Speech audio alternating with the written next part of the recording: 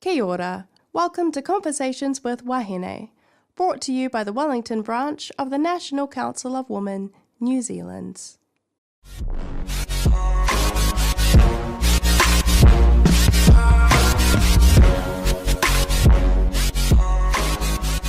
Kia ora everyone, I'm Ashlyn and today I'm going to be joined with Charity Norman. Charity was born in Uganda, the seventh child of missionary parents and raised in Yorkshire and Birmingham. After years of travel in which she met her husband Tim, first glimpsed under a Bedford truck in the Sahara Desert, I do want to know that story, she became a barrister specialising in crime, family law and mediation in the northeast of England. In 2002, she took a break from law, moved with her family to New Zealand, and began her writing career. 8 novels to date include BBC Radio 2, Richard and Judy, and World Book Night titles, and have been shortlisted in the Niall Marsh and Australian Ned Kelly Awards. Her novel Remember Me won Best Novel in the 2023 Niall Marsh Awards, and her latest book, Home Truths, is set to be released on the 30th of July. Charity has 3 grown children and currently lives in Central Hawke's Bay. Welcome, Charity. How are you doing today? I'm great. How are you this morning? I'm good. It's a little fresh and cold, but it's all good. I'm really looking forward to chatting with you because I absolutely devoured Home Truths. So I can't wait to hear all about it. For anyone who hasn't read it yet, what is the new book about? Home Truths. Well, it's set in Yorkshire, in the north of England. It's about a family, perfectly ordinary family. The mother's a probation officer in the courts up in north and eastern England, until the family have a tragedy, and that starts a series of events which drive one member of the family into the world of online conspiracy theories. And from then on, things become rather dark and dangerous. It was so good. And it's just I think it's quite hard to write a book set in COVID. And I know a lot of authors have kind of tried to stay away from that and often try to make it so that there's no distinguishing timeline in a book. Yeah. Were you very much inspired by that growth of misinformation and COVID? I know especially here in New Zealand, we had the Parliament riots and everything. Well, yes. I mean, as COVID went on, I was having conversation with other authors, and we were all asking each other, what are you going to do? Are you going to mention it? Because particularly overseas, where actually the COVID experience was so much worse. Now, my relatives in England were locked away. They were indoors for months at a time. And there was a sort of sense when I next visited the UK of sort of almost a PTSD for the entire nation. Yeah. And nobody wanted to hear about it or talk about it or think about it. And so we were having these conversations. Should we write about it, confront it? Should we pretend it never happened? Should we all start writing historical or mystery fiction, or fantasy fiction set in some made-up planet where there's never been a COVID? What's the best way to tackle this? And I was writing one at the time during COVID, my previous book, Remember Me, which just ended. The very last scene is just before that comes into Christmas or New Year of 2019. So it's just right at the end, she mentions that, there's talk of this virus, but it won't come to anything. And then I thought I might be able to get away with it and never mention it with my next book. But actually I wanted to write about conspiracy theories. I've been thinking a lot about the way people's minds can be manipulated. And of course, during COVID, there've always been conspiracy theories. Back at the time of the Black Death, there were conspiracy theories. And in 2016, the expression post-truth was made word of the year, declared word of the year by Oxford Dictionaries. So this idea of truth being manipulated and truth being weaponized by various leaders around the world and by all kinds of malicious actors was something I've been thinking about for quite a long time. So I wanted to write about it. And as I researched and thought about it, I realized really it would be a mistake not to use the sort of existence. You can't ignore COVID in the context of conspiracy theories. Yeah. or of online ideas, we could call them. So it became inevitable, really. And of course, there was an explosion of this, partly because social media had really got into its stride then, partly because of other influences from overseas that were going on, and partly because we were all stuck at home with our screens. So for all kinds of reasons, there was this sort of massive explosion, and it just became inevitable. But it isn't a COVID book. The book No. isn't really about COVID at all. It's just that it's set in that, it's a youthful backdrop. Yeah. And was there a reason you decided to set it in Yorkshire versus, say, in New Zealand? Or, yeah, what was the driver for that? Actually, it could just as well have been set here in Hawke's Bay or in Wellington or anywhere else, really. One driver was I wanted it to be partly a courtroom drama. Mm. And I know the British courts far better. I was barrister for 15 years or Yeah. 6. So I know the British court system much better. It's much easier for me to write there. It's a very familiar place for me and sort of homecoming for me. So that was part of the driver. And I'd set my previous book, Remember Me, which I've got a copy here. Look, there we go. I'd set Remember Me. That's set here in the Ranges in Hawke's Bay. And I tend to not set 2 in a row in New Zealand. I tended to alternate. And I just felt it was time to go back to Yorkshire, really, where I spent many of my happiest years. So all of those things. But the story itself is completely ubiquitous. It could be a family anywhere that this happened to. And I think that's the beauty of the book, because the reality is, with, you know, any of these conspiracy theories, it was a universal experience by a lot of people. So that idea that you could take this family and their experiences and drop them anywhere was a really smart way of doing it, because the story, it almost isn't really the family as much. It's that radicalization and falling down the rabbit hole really is the main character of the story. That's true. Yes, it is. It is the falling down the rabbit hole. That's right.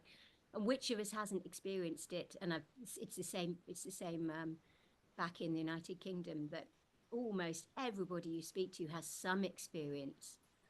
And Yeah. And to a degree, we're all susceptible to it too. I mean, we've all fallen down our own little rabbit holes at one time or another. Yeah. I mean, I think everyone has at least one conspiracy theory that they do believe in or do like. You know, there's just, it's human nature to be critical and mistrusting. You know, it is an evolutionary thing, but I think it's interesting how the internet has just exacerbated that to such an extreme degree. Yes, you're right. It is human nature, and it's what makes us human. We want to join the dots. We look at the stars, and we make the constellations, and we see things happening. We make patterns. I do, and of course, I think my theories are all true. Yeah. I have my own wild theories about the geopolitical situation, I'm sure, Yeah. and I probably sound quite eccentric.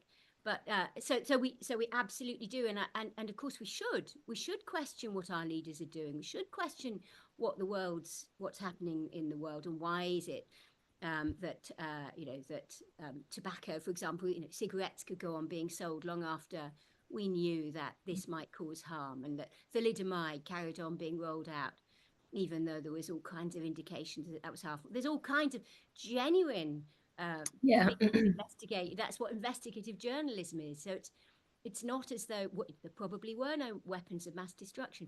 So it's not as though there are no conspiracies. And this is part of the difficulty, is trying to tease out in a world where the algorithms of social media and the algorithms are the problem, is they continue to feed you more of what you had before. So once you start down that path of actually believing things that aren't legitimate concern, that are actually untrue, then it feeds you more and more. And as I researched this, I began to get this, because the internet began to think that I was a flat earther, for example. And so I was getting all this material about how the earth's really flat, for example. Yeah, I was wondering that when I was reading it, because the descriptions of the videos and the content that the characters engaging with is so accurate. I wondered, was it kind of taken not verbatim, but really inspired by exactly things you had seen, or did you have to kind of fall down that rabbit hole a bit yourself to capture it accurately? I had to lower myself down. I got people to hold my feet. But yes, absolutely. Yeah, they were that. Well, you'll have watched some of these videos yourself. Yes, after watching many of them and in different forums and going into beyond just YouTube, you begin to get that you begin to get that pattern. You can pick up there's often a pattern, a way of speaking, sort of quite hyperbolic, pseudo, quite sciencey, a lot of pseudoscience and some real science, and often these sort of they'll often have an aura of amazement at how stupid the rest of the world is, Yeah. how we can't see it, and so on. So it became quite it was quite fun in the end to reproduce it into the novel. I think what you said earlier is the real challenge with conspiracy theories is that some of them are true. And you do address that in the book. There's these elements of like, this did actually happen. Yeah. So then how do you weed out the truth from, the conspiracy and the lies? It's a real challenge, I think, for people. A real challenge. And we're all facing that challenge. It's not easy because Yeah. you certainly don't want to be naive and simply believe everything you're told by your government or by anybody else's government or by a particular journalist. And so we're all questioning all the time, aren't we? All Yeah. day we're questioning everything. But yeah, things have come to a bit of an here in Central Hawke's Bay, for example. Every day I hear different theories on Yeah. all kinds of things, and it can become a bit of a maelstrom, a bit confusing. Mm. But when you have people that automatically don't believe what they read or hear or see on the mainstream media, where mainstream media has actually become almost a term of abuse, then you've Mm. got problems. And did doing the research and writing the book give you any insight and hope into how we can draw people out of that way of thinking? Because that's the real challenge. I know one of the characters face is, how do you get through to someone without pushing them further away? Yes, it's really. I don't think there's a silver bullet here from Mm. all my research, at least. I mean, I watched and spoke to and read of a lot of psychologists and counselors who are working with people who have got themselves tangled up in this kind of theory. There are parallels with a book I wrote a few books back called See You in September, which is about a cult. Yeah, loved that one. Oh, thank you. Oh, I love you. For those who haven't read it, set in Lake Tarawera in the North Island, in the Rotorua Lakes. And a lot of and there's another book set in a cafe in London, which is about a coercive, controlling relationship. And there are definite parallels with these things. So the Mm. controlling relationship can be quite cultic. And the cult leader in See You in September was definitely using some of the techniques, the way they got people in with love bombing and with flattering. People, will feel that they are in a small group who are the ones who understand what's really happening in the world. So, Yeah. in a world where it can be so confusing, where things can go so horribly wrong, where a single landslide or earthquake or tsunami can do this incalculable and terrifying damage that we as human beings can feel like ants, really, Yeah. and in the great forces of the planet, and so helpless and hopeless. And in all of that, and then there's all this geopolitical upheaval, and people feel really um, powerless, I think. And it was the same with the cult. People who were inculcated, my research showed me, tended to be at the sort of stage in their life where they felt uncertain, powerless for one reason or another. And so they'll look elsewhere. And so there's definite parallels. But then how if your loved one or family member has begun to believe things that really aren't true, really, Yeah. and are being pulled by by the algorithms or by the people they're meeting and mixing with into what may be quite a dangerous place. What do you do? And as I say, no magic bullet. With Mm. both with those who have joined alternative religions or have these other sorts of beliefs, the key seems to be not pushing them away, Yeah. not ridiculing, listen. The key to everything in life is listen, isn't it? Yeah. Almost everything, certainly human relations, is listening. And it's no different. The key seems to be listen, listen, listen. Don't laugh. Don't you can challenge, but without being too challenging, at least not at first. You can reality test. Well, what do you think would happen if, or do you really think that? And sometimes you can find a little thread to pull on. Yeah. I mean, I've never succeeded in doing this. This is what I've read. You can find a little thread to pull on, and sometimes it will begin to unravel. And sometimes they have to come out in their own time. I spent a lot of time listening to the work of Mariana Spring, who's the BBC's disinformation correspondent, Mm. and she, in her podcast Mariana in Conspiracy Land, she interviewed a man who believed that the 7th of the July bombings in London. Remember those bombings in the Yeah. public transport systems? And I was trying to get to London at the time. I was coming from Yorkshire, and people were killed, and it was ghastly. And he fervently believed, that didn't happen. That was a false flag that had been set up by some nefarious actor, probably the World Economic Forum or something. Yeah. Happened, and that all those people who had been blown apart were crisis actors, similar to the idea about the Sandy Hook shooting in I was crisis. just gonna say, yeah, same idea, which is just that's just taking it to a whole other level because, to play devil's advocate, some of the things you're like, oh, the government is controlling this or that. You're like, okay, at a stretch, you can see some of those. But Yeah, where you think you're getting actors in, that's just a step. I'm like, well, that's very far down that belief system. it is. It is. It's a long way. It would take a. It's such a big conspiracy. There was the same Mm, about the Ariana Grande bomb yeah. up in Manchester. That they were children who were killed were crisis actors, and their grieving parents are lying. And so yeah, it's such a big conspiracy. It would take so many people. It'd have to be all those police officers and all those hospital workers and Yeah. all those people would have to be involved in this. And this chap really believed this about the July bombings in London, and went so far as to become quite a speaker for it. Quite well known. He was a rapper. He did make poetry about it. But in the Mariana Spring got him to meet one of the victims of one of these attacks. I've Mm, actually forgotten which one. And that began very slowly, but began to be the start of a change. And mm. he emerged from his beliefs. Ultimately, it took a long time, and he's online. He's now a sort of anti-conspiracy theory campaigner because he's come out of it. Yeah. Much hated, but by many.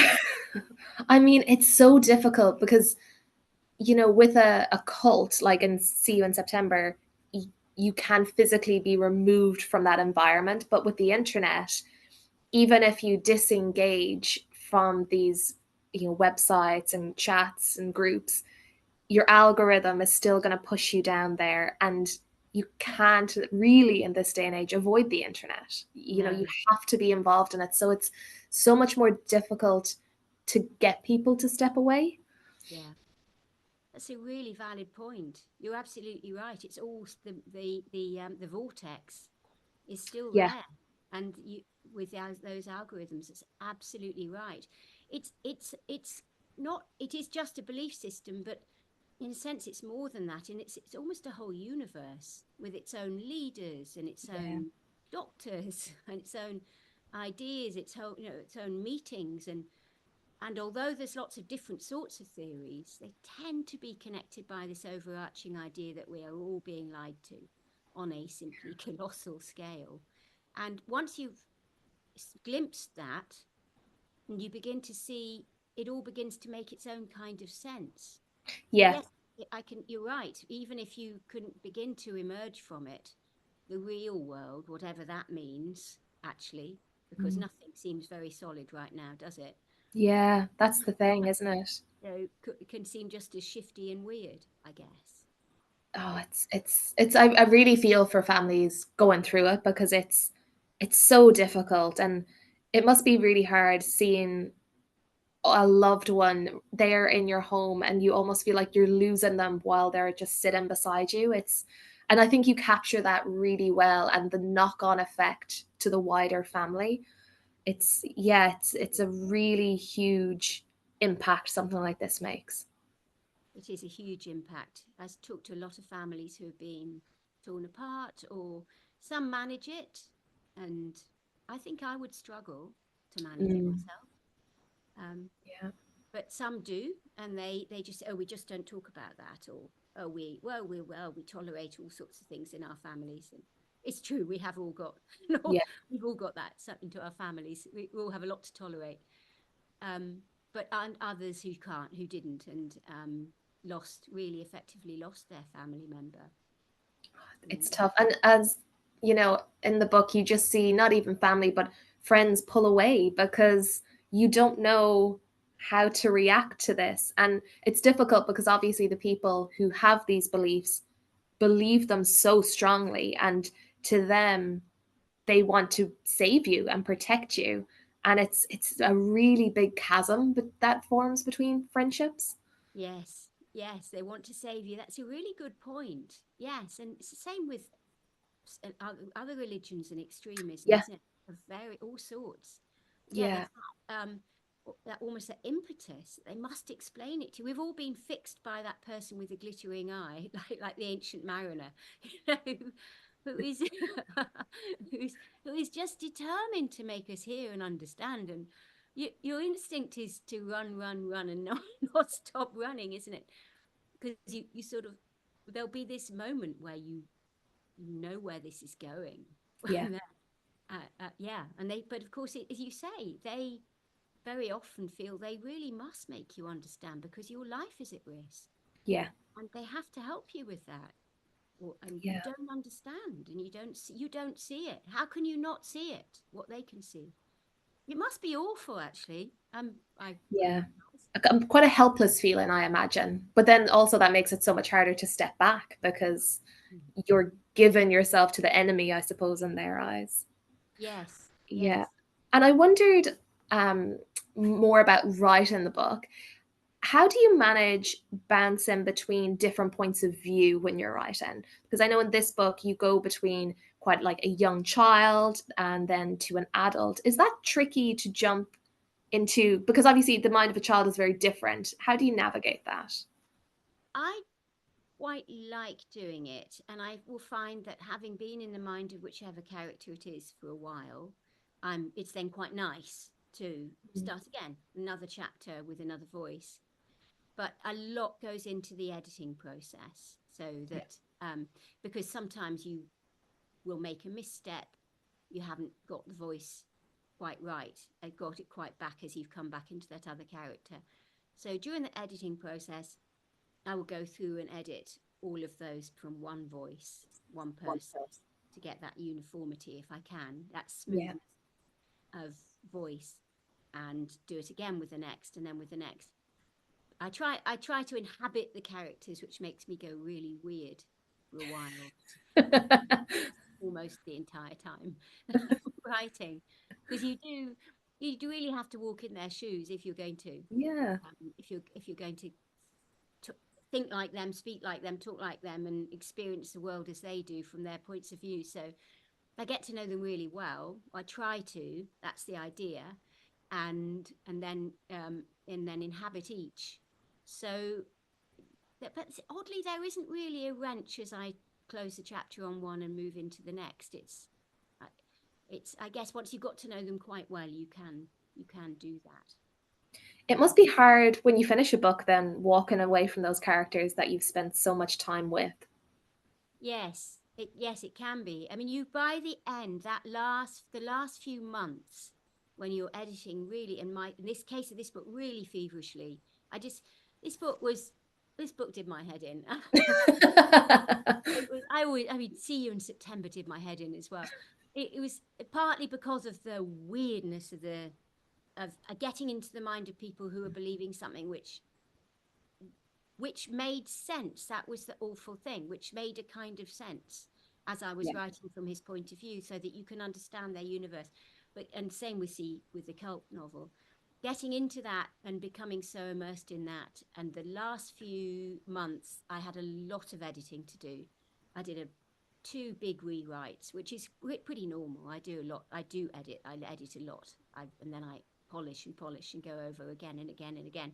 And each time you're trying to inhabit those characters more. I'm shut in my little writing cabin. If my husband comes with a cup of coffee, I'm kind of grateful but kind of annoyed because he's interrupted me. You know, you're completely immersed in that. And I do actually get to the stage where the real world isn't quite as real as this world I'm that not surprised because I mean, as a reader, I've had that with books where you fall into the world of the book and yeah, you just don't realize you're in the real world. You're just so invested in that world that the author has created. isn't that wonderful Yeah. when that happens with a book? Doesn't Not all books do that, but when that works, isn't it? It is lovely, isn't it? Yeah. It's a real escape without going anywhere, and that's the idea. It's what you're hoping to achieve. And so yes, coming back out of that um, can be a bit of a wrench, but then you're also quite exhausted by then. Your Yeah. fingernails haven't been cut in, they look 10 miles long. And I've got all these grey roots, and I'm still wearing my pajamas. No, nobody's cleaned anything for 6 months. So you have to come out and live your real life again for a bit. Yeah. And when you're writing and kind of deciding on your characters, do you get inspired by people around you? And I guess on the flip side, have you ever had to change a character or walk away from a character because you've realized it's too close to somebody you know? Oh, what a good question. Oh, that's so interesting. I, from the start, when I'm planning the novel, I try to make sure that, I mean, I think about my characters. They evolve a lot during the course of writing, but I think about them and I try to avoid that from the start. But Yeah. it's a good, nobody's asked me quite that before, because that is obviously a danger. And although I may Yeah. inspired by somebody I've met or somebody who's really annoyed me or something, it's really important, obviously, to move away from that. Yeah. This is fiction; it isn't autobiographical, and also I don't want to get sued. So, Yes. so, We don't want you to get sued either. so, so I make it really early on. I make a big effort, but it's more of a kaleidoscopic thing. I'm Mm, taking little pieces here and there. I might even be sitting in a cafe and notice somebody come in and the way they smile when they greet their family, and you can see a bit of tension there or something. And I'm yeah. taking a mental note of how that worked and what kind of words were used that made me realize there was a bit of tension. So I'm really nosy, and in fact, it's for me, it's kind of feels strange to be answering the questions. I tend to be, oh, what happened next? I tend to be asking people all the time, how do they feel about that? But I'm genuinely interested. It's not that I'm a sort of, it's not that I'm taking pieces of people. I'm not a cannibal. Yeah, it's almost like anthropology, that's just the study of humans and human nature really is a lot of what writing is about, I suppose. It really is. If you can try to get some idea of what it's a cliche to say what makes people tick, but you know what I mean. So yeah, so I try to avoid that, but there are times when I think, well, this is. I will think, well, this character is like so and so, and I will make a deliberate effort to steer them away and say, well, let's make them different gender with different um, imperatives, and Mm. let's make it a new character all of its own. So I don't think any of my characters. People always think that a character is them, and they're often I not. imagine that happens, yeah. Happens all the time. And yet the ones that really could have been, they don't seem to notice it. It's really funny.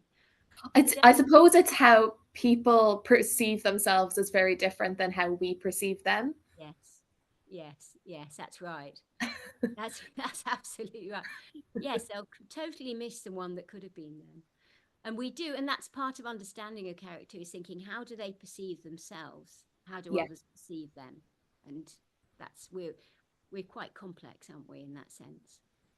And when you're writing a book, do you find the plot comes to you first or the characters come first? There will normally be a central idea or two. So it's more of a concept. So it might be, oh, I'm interested in writing about online disinformation, or I'm interested in writing about a cult. And then I'll start researching that concept, and the characters and ideas then of the plot itself then begin to emerge really together. I'll think, how, okay, now I know the kind of thing that I want this story to cover. Who are my characters and what's my plot? And it that can take hours or weeks or months in the case of my next book. Trying It must to be quite exciting though when you hit that moment where it starts to come together. Yes, it is when it finally does. There's always a lingering terror that you've written your last book and the next idea is not going to arrive. And but I was talking to another writer a while ago down in Wellington who said it's like fishing. We know how to fish. We just have to wait. And That's true. That's a good analogy. yes, yes, it is. And I think, yes, there's something in that. I found that quite comforting. It's not just me then. And it is exciting when, and then you'll have an idea and you think, oh, but it's still not going anywhere. What is the central conflict to this plot? I can't quite see it. And then you'll have another idea or carry on researching and you'll see something else.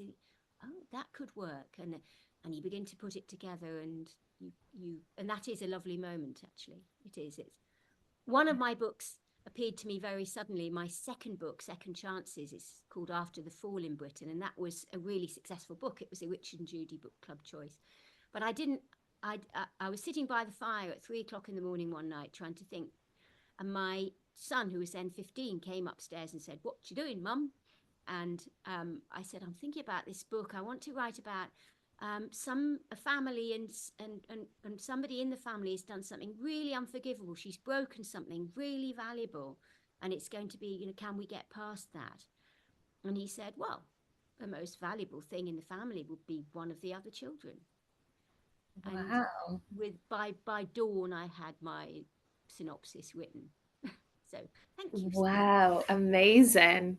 I hope you got decent credits for that book. much. Actually, not, and I feel guilty about that now.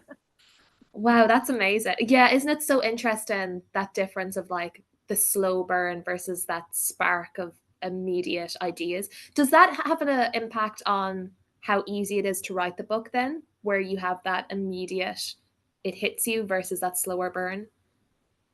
Yeah, I think it probably does actually. If you because you and you've had that impact, then you've got a real vision. You know where it's Mm. going, and so it probably does. Although with all my books apart from the first, by the time I've begun to write it, I've had a synopsis, and that's quite detailed. My agent, who's just retired, but she would insist on this really detailed synopsis. So I would have it all laid down, and really from then on, you're just filling it out, turning it into a novel. You just don't take a break. I feel like you need a holiday. You've just you're the book coming out. Although I suppose for us, you probably finished writing it a while ago. So for me, I'm like, girl, go on holiday, get a cocktail.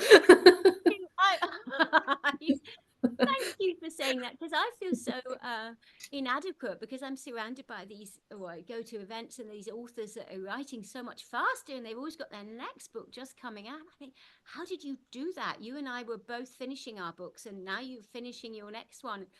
And I'm still researching my next one.